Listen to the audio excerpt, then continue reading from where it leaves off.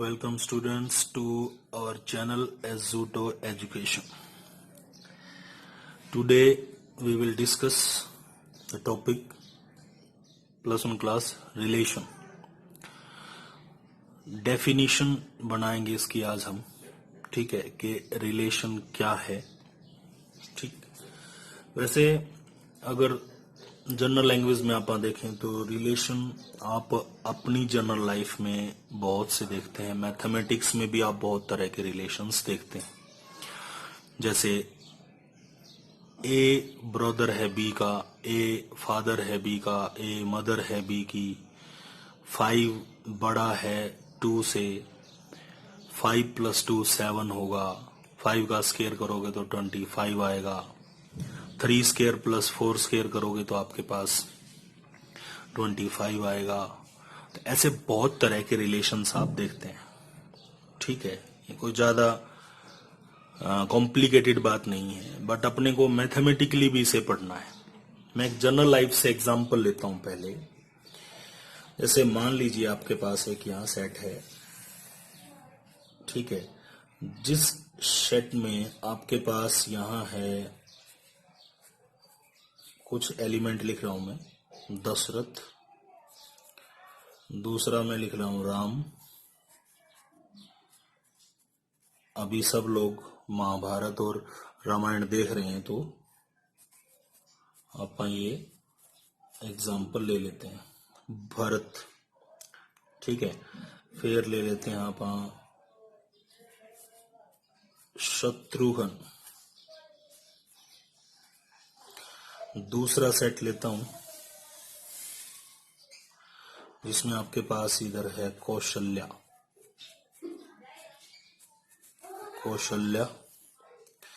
फिर उसके बाद आपके पास है कैकेयी, फिर उसके बाद आपके पास है सुमित्रा, सीता, उर्मिला और भाई मांडवी और श्रुकीर्ति. ठीक है, क्योंकि रिलेशन जो है वो सदा ही दो पक्षों के बीच में होगा. इधर आपका एक सेट है, यहां भी आपका एक सेट है. कई बार ये दोनों सेट सेम भी हो सकते हैं. ठीक है, लेकिन फिलहाल मैंने एक सेट लिया है अलग, दूसरा सेट लिया है एक अलग. रिलेशन में ले लेता हूं वाज हस्बैंड ऑफ. क्या रिलेशन ले लेता हूं, वाज हस्बैंड ऑफ. इसे मैं कहता हूं ये सेट ए है और ये आपका सेट बी है. तो यहां यूं कहेंगे कि आर आपका एक रिलेशन है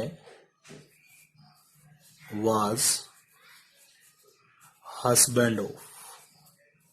आर एक आपका रिलेशन है वाज हस्बैंड ऑफ, और आर आपका रिलेशन डिफाइन है सेट ए से बी. डिफाइन है सेट ए से बी का मतलब है आपको सेट ए के एलिमेंट और सेट बी के एलिमेंट के बीच में रिलेशन चेक करना है. तो इन दोनों बातों में फर्क होता है. रिलेशन आप सेट बी से ए भी चेक कर सकते हैं. तो वही है कि सेट ए से बी चेक करेंगे तो पहले एलिमेंट आएंगे ए के और दूसरे नंबर पर आएंगे बी के. बी से ए चेक करेंगे तो पहले एलिमेंट आएंगे बी के और दूसरे नंबर पर एलिमेंट्स आएंगे ए के. इस बात का आपको ध्यान रखना है. पहली चीज जो हमने सीखी, वाज हस्बैंड ऑफ. अब देखो, मैं वो पेयर लिखूंगा, जैसे दशरथ जो है वो हस्बैंड था किसका, कौशल्या का भी हस्बैंड था. दशरथ कैकेयी का भी हस्बैंड था. दशरथ सुमित्रा का भी हस्बैंड था. राम हस्बैंड था सीता का. लक्ष्मण उर्मिला, भरत मांडवी और शत्रुघ्न श्रुकीर्ति. ठीक है, तो इनको मैं ऐसे लिखूंगा कि जो दशरथ है, दशरथ को मैं DAS छोटा लिख रहा हूं. दशरथ रिलेटेड है कौशल्या से। दूसरा मैं लिखूंगा दशरथ का संबंध है कैकई से। फिर दशरथ रिलेटेड है सुमित्रा से। राम रिलेटेड है सीता से। लक्ष्मण रिलेटेड है, क्या था इसी उर्मिला से। फिर आ गया भरत। भरत रिलेटेड है मांडवी से। और लास्ट रह गया आपका शत्रुघ्न रिलेटेड है श्रुकीर्ति से। ठीक है। अब अगर मैं एक और लिख के बताऊं, दशरथ रिलेटेड नहीं है सीता से, ये लिखने का तरीका सीख रहे हैं। अब जो कंडीशन है उस कंडीशन के अकॉर्डिंग, यानी जो कंडीशन को सेटिस्फाई करते हैं वो रिलेटेड कहलाएंगे, और जो कंडीशन को सेटिस्फाई नहीं करते वो नॉट रिलेटेड कहलाएंगे। जैसे दशरथ और कौशल्या कंडीशन को सेटिस्फाई करते हैं तो ये हमने लिखा आर मतलब यहां रिलेटेड है। और दशरथ और सीता का मैं पेयर लिख रहा हूं तो मैंने आर को काट के लिखा है, इसका मतलब है नॉट रिलेटेड। यानी आर का मतलब तो हो गया रिलेटेड, और आर को ऐसे कटा हुआ पाएंगे तो इसका मतलब है नॉट रिलेटेड। ठीक है। तो क्या हुआ कि हमारे पास ऑर्डर पेयर्स आए। क्या है? Order pairs. इसको थोड़ा सा ऊपर कर लेते हैं। पहला ऑर्डर पेयर आया आपके पास दशरथ कोमा कौशल्या। दूसरा ऑर्डर पेयर आपके पास है दशरथ कोमा कैकई। तीसरा ऑर्डर आपके पास है दशरथ कोमा सुमित्रा। चौथा ऑर्डर आपके पास है राम सीता। फिर आपके पास आया लक्ष्मण और उर्मिला। फिर आपके पास है भारत और मांडवी। फिर आपके पास है शत्रुघ्न और श्रुकीर्ति। ठीक है। तो इनका एक सेट बना दिया हमने, इनका एक सेट बना दिया, और वो आपका किसे रिप्रेजेंट करता है? आर को रिप्रेजेंट करता है, यानी आपके रिलेशन को रिप्रेजेंट करता है। रिलेशन में वही ऑर्डर पेयर्स आएंगे जो कंडीशन को सेटिस्फाई करेंगे। ठीक है। अब एक बात दूसरे तरह से सोचो, ये अगर आप सेट ए और सेट बी का कार्टेशियन प्रोडक्ट कैलकुलेट करते, ए क्रॉस बी, तो ए क्रॉस बी देखो कितने एलिमेंट आते हैं इसमें, 1 2 3 4 5। इसमें 5 एलिमेंट हैं सेट ए में, 1 2 3 4 5 6 7। सेट बी में आपके पास 7 एलिमेंट हैं, तो ए क्रॉस बी में आपके पास 35 एलिमेंट होते हैं। कितने होते? 35।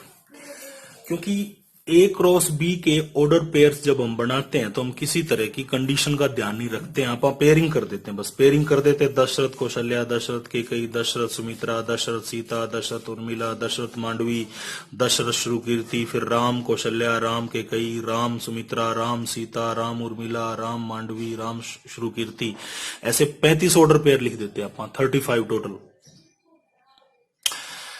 अब हुआ क्या, ए क्रॉस बी और रिलेशन में यही फर्क है।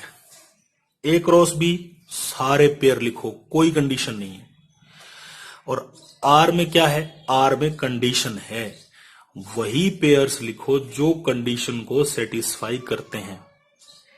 ठीक है। इसका मतलब यह हुआ कि आपका जो आर है वो कभी कभी ए क्रॉस बी के बराबर भी आता है, ये एग्जाम्पल भी आप आगे जब पढ़ेंगे और डिटेल में तो आप पाएंगे कि आर जो है ना समटाइम्स आपका ए क्रॉस बी के बराबर आ जाता है और आर आपका समटाइम्स कुछ आता ही नहीं है, खाली आ जाता है, एम्प्टी सेट आ जाता है। जैसे मैं एक एग्जांपल दूं, अभी बना लो, अगर मान लो इसमें पहले अपन दशरथ लिखा होता, सिर्फ यहां दशरथ होता, यहाँ कौशल्या के सुमित्रा को छोड़ दो, सीता और मीला मांडवी श्रुकीर्ति बचता होता, रिलेशन होता वाज हस्बैंड ऑफ। तो दशरथ हस्बैंड नहीं है, सीता का दशरथ हस्बैंड नहीं है, उर्मिला का दशरथ हस्बैंड नहीं है, मांडवी का दशरथ हस्बैंड नहीं है, श्रुकीर्ति का। तो उस केस में आर जो है वो 5 आ जाता। अब आप ये मानते होंगे आर आपका ए क्रॉस बी के बराबर भी हो सकता है, खाली भी हो सकता है और ए क्रॉस बी से छोटा भी हो सकता है। छोटा ये रहा, देख लो, चाहे 35 एलिमेंट थोड़ी है इसमें आर में। तो यानी यहां से आपको इशारा मिलता है कि आर आपका सदा ही ए क्रॉस बी का सबसेट होता है। आर आपका क्या होता है? सदा ही ए क्रॉस बी का सबसेट होता है। यानी आप अब इसे ऐसे समझें कि कोई भी डेफिनेशन ही बन गई इसकी, if you have a relation R, जो आप चेक कर रहे हैं सेट ए से सेट बी, देन आर आपका पक्का सबसेट होगा ए क्रॉस बी का। एक बात का ध्यान रखना है, आपका सेट ए और सेट बी ये नॉन एम्प्टी होने चाहिए, क्योंकि खाली सेट के अंदर हम क्या रिलेशन चेक करेंगे? कुछ भी नहीं। आर अगर आप ए से बी चेक करो, इस बात को बोलते हैं आर यानी रिलेशन है आपका ए से बी डिफाइन है। तो आर पक्का सबसेट है किसका? ए क्रॉस बी का। और ए और बी आपके क्या होने चाहिए? Non empty set. ठीक है, तो R means relation is always a subset of A cross B. Thank you. So R is पक्का क्या है? Subset of A cross B. मैं थोड़ी सी बात और इसमें ऐड कर दूं।